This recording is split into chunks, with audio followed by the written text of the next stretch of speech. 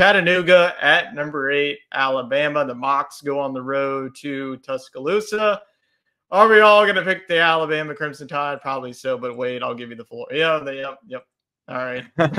I'll give it the click. I think Alabama rolls here in this one. Just a tune-up game. It's kind of hard to pick player stats on these ones because you never know if you're going to see a full effort out of the team or whatnot. But yeah, no problem here with whoever plays for Alabama. Yep, Alabama going to continue on rolling on before their annual rivalry matchup against Auburn in the Iron Bowl. That will definitely be a treat. Next one is UL Monroe go on the road to number 13 Ole Miss after getting embarrassed on the road in Athens. Ole Miss looks to rebound. Do they rebound against the Warhawks this week? Yeah, I think they will. I think they'll come out a little flat in this one. UL Monroe is not one of the best teams in the Sun Belt. They're near the bottom, so I think that they'll be overmatched. But I do think Ole Miss will be a little, caught with their tail between their legs on this Saturday after the loss to Georgia. But ultimately they'll pull ahead, and I think they'll win by 30 plus. Yeah, we'll see if Jackson Dart plays in this one. He went out with an injury. Honestly, I would just keep him out there, put in Spencer Sanders, get you a win, and let Jackson Dart get out there for the Egg Bowl and get a victory against Mississippi State. I think they do get a bounce back here against ULM. Like you mentioned, ULM is not one of the best teams in the Sun Belt. Sun Belt's definitely loaded with a lot of talented teams. So give me Ole Miss to keep moving on. Chet's also going to go with Ole Miss. He picked Ole Miss last week. It did not work. He's picking Ole Miss again. I'm sure it's going to work for him against ULM. Moving on to our non-conference one. This is one of the ones I look forward to because it's an annual. It's not an annual, but it's happened a lot of times. It's a in-state rivalry matchup. Southern Miss at Mississippi State. Southern Miss had one of their worst starts of the season. They were like 1-7, and then a couple back-to-back performances, they look sharp. So Southern Miss has a little momentum. Mississippi State, you don't really know what to expect for them anymore. So you're going to go with an upset. Honestly, if you're going to pick an upset, this is probably going to be it because Mississippi State looks like they're dead in the water at this rate. But you have the Bulldogs picking up a victory here at home.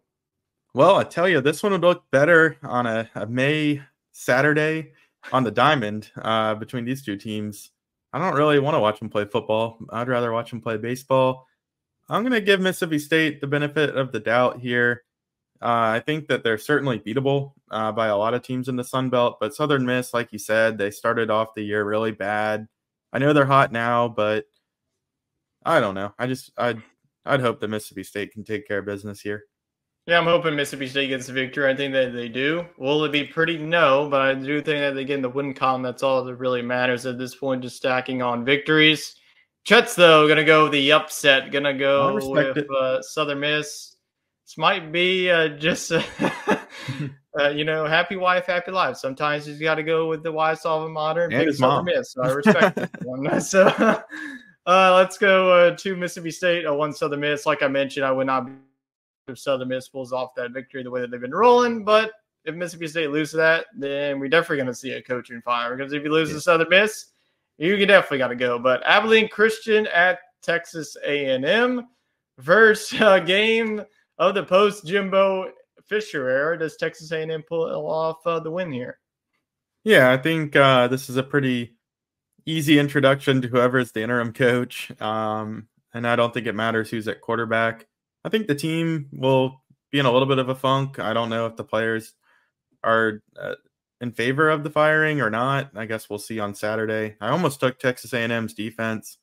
Ultimately went with Auburn just to reward their progress as a team and because of the uncertainty around the coach. But I think they'll have no problems here. I think they'll win by 30 plus. I agree. This is just going to be a walk in the park. Get a win and get out. Give me the Aggies. Chet is also going to go with Texas A&M. Gosh, I hate this week. But let's move on. And we finally have a conference game. Thank the Lord that somebody actually wants to play somebody during this week. So this is our SEC Talk game of the week. Is it going to be good? A really good game? Probably not, but it's really the only game that we got. It's the only ranked matchup that we have this week. It's really only the few conference games that we have. But number 1, Georgia at number 21, Tennessee. This was the most talked about game last year. If you remember, Tennessee was the number 1 team, and then Georgia gives them humble pie. So, this is going into Neyland Stadium. I probably would have felt confident, but Tennessee they just got really embarrassed against Missouri. So I'm probably not going to pull off the upset. Probably not. But Wade, are you? No, I'm not that brave. I like what I saw at Georgia.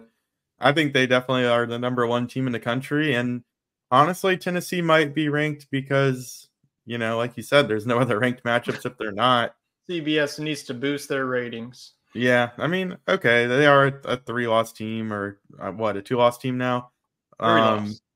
3-loss. So yeah, I get it. Like LSU still ranked, but they just looked really flat on Saturday, and this offense showed me no capability to pace with Georgia and defensively.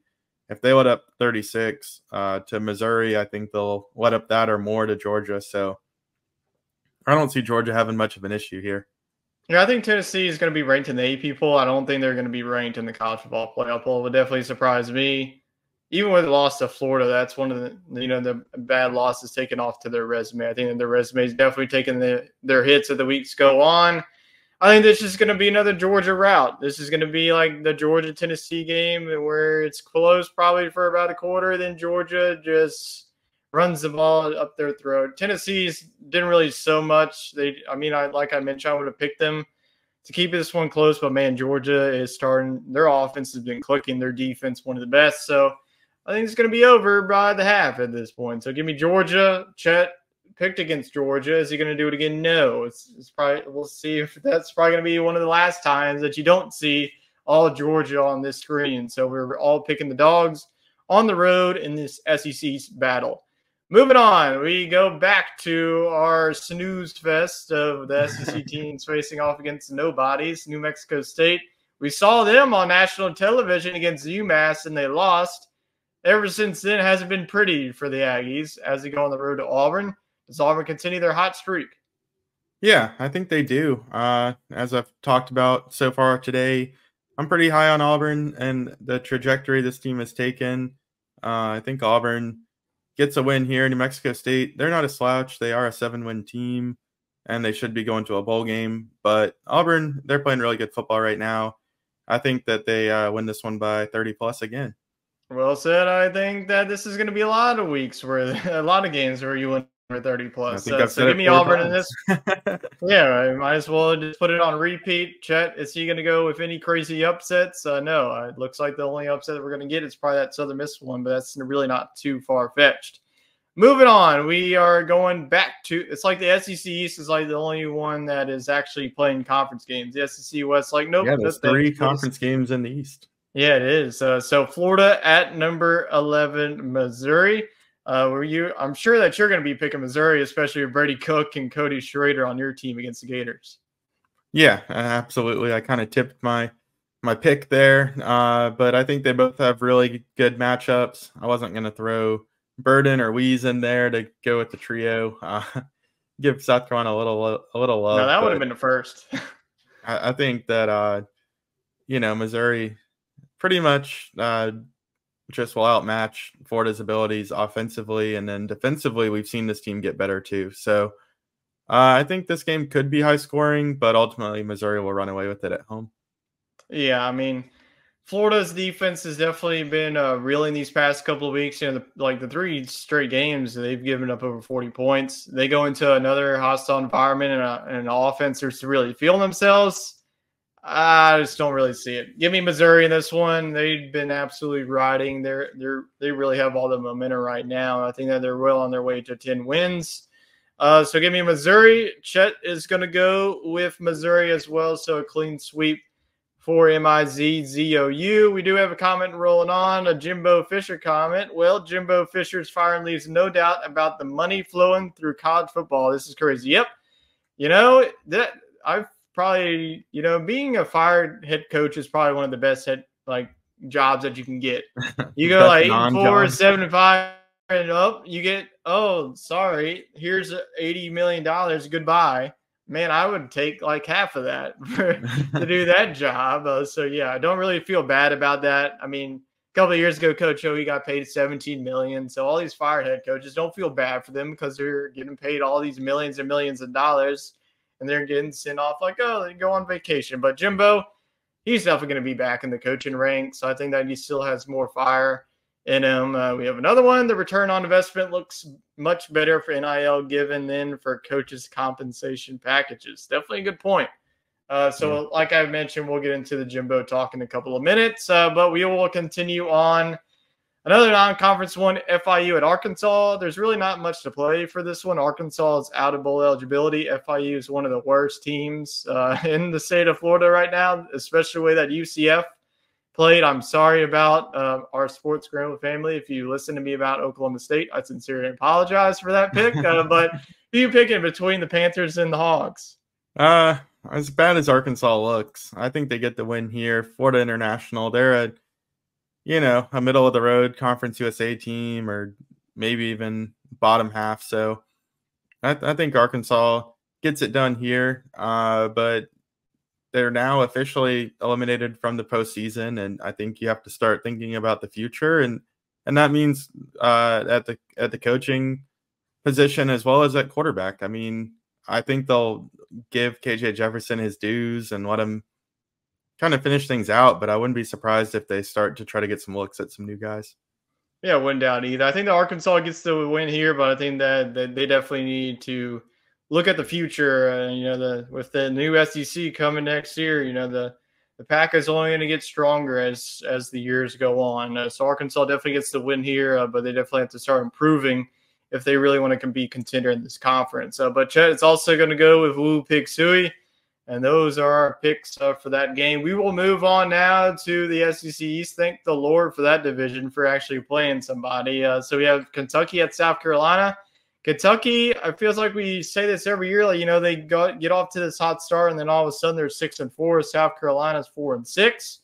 Do the Gamecocks get their fifth win, or does Kentucky get a much-needed victory, to stay out of the Birmingham Bowl at this point? Hey, I'm riding the momentum, and South Carolina would love to go to that Birmingham Bowl. And to get there, they got to win this game, and they got to beat Clemson. I think they can at least give themselves the opportunity. I think that at night against Kentucky, they see what's in front of them. Kentucky just really hasn't gotten the quarterback play they needed out of Devin Leary. He's not a game changer. I think Spencer Rattler has the ability to be one. So I think that gives South Carolina a slight edge. Like you mentioned, Mario Anderson's finally given this team a run game. And Kentucky lets up some yardage there. So I like South Carolina in this one. I think it'll be close. I think they get a much-needed victory, and it at least makes it very interesting in the Palmetto Bowl. Yeah, I mean, South Carolina, their defense, we'll see if they can build on that momentum. Vanderbilt is, like we mentioned, not one of the best offenses, but Kentucky, the way that they've been playing, as long as you can stop Ray Davis, you really have a shot, because like you mentioned, Devin Leary, he does not even look like the NC State Devin Leary that we've seen in the past couple of years. I mean, NC State looks better without him. Yeah, NC State, the Wolfpack. Hey, I got to give it to you. I mean, if you want a team to ride in bets, ride with the Wolfpack, because they are the most consistent bunch I could ever deal with. But I'm going to go with South Carolina. I probably want to do this in the past couple of weeks, but I'm going to go with the Gamecocks. I'm definitely liking what they're showing. Mario Anderson, I expect him to have a big game. I think that South Carolina's defense puts back-to-back good performances. And the Clemson-South Carolina game, if they win that one, it's pretty much you win and you're in the bowl games. So give me the Gamecocks. Are we going for the sweep? We are. Yes, we are. All rolling with the Gamecocks. Have fun, Kentucky fans. Bring up a good point. Isn't this one SEC game of the week? Go Gamecocks. Honestly, it'll probably be closer than the Tennessee-Georgia game, so why not? This is the SEC talk game. Riding on the line here, Kentucky, I think that South Carolina season's on the line here. Kentucky for bowl positioning, if they want to get to Florida, a lot on the line here. Whereas with Tennessee and Georgia, I mean, Georgia's already clinched. If they lost, that would be detrimental to their playoff chances. But I think these two teams do have a lot to play for. Well, I feel like one of us should just pick Kentucky, because this is the kiss of death whenever you see, especially 3 Gamecock logos. Last time we did that, they got absolutely crushed. So South Carolina, only one thing, just win for us. We need more SEC. We need all the SEC teams that we can get. We're already dwindling down some. So South Carolina is one of the few ones that can really save us to get as many SEC teams as we can get in those bowl games. All right, we have one last one. This is the latest game on the SEC slate, 7 o'clock on ESPN2. It's a very weird time, prime time. I know, Georgia State at number 15 LSU. So once again, it will be Saturday night in Death Valley. I'm sure the A&M game will also be a night game that has like either an ESPN or a SEC network game written all over it. But Georgia State, they're one of the better Sun Belt teams, but they're also coming off of a 48-14 loss against Appalachian State. So I don't really know what to think about Georgia State. They have a high-powered offense when they want to show up. But LSU coming off of that big performance against Florida, do you see LSU continuing on against Georgia State? Yeah, I think Georgia State started the year like 5-0 or something, and they look to be one of the better group of 5 teams, and they've just kind of fizzled as of late. I don't see LSU struggling much with Georgia State. I think that Jaden Daniels will get in and get his business done. And then I think we'll see a lot of Garrett Nussmeier. I think as long as LSU lets Daniels get enough stats for the Heisman discussion, that'll be enough out of him. I think Georgia State, if they can get things clicking offensively and score some points on the road, I think they could certainly do that. I think they could pace with LSU for a little bit. But ultimately, I think this is one where we see Daniels play 3 quarters and then we see Nussmeier come in. Yep. Well, I don't even have to say anything. That pretty much is probably going to how the game's going to go. So give me LSU once again to pull it off.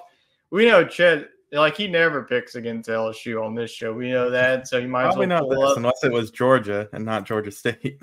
No, he would still pick LSU. I don't think that there's been one game where LSU is involved that he doesn't pick them. But all rolling with the Tigers.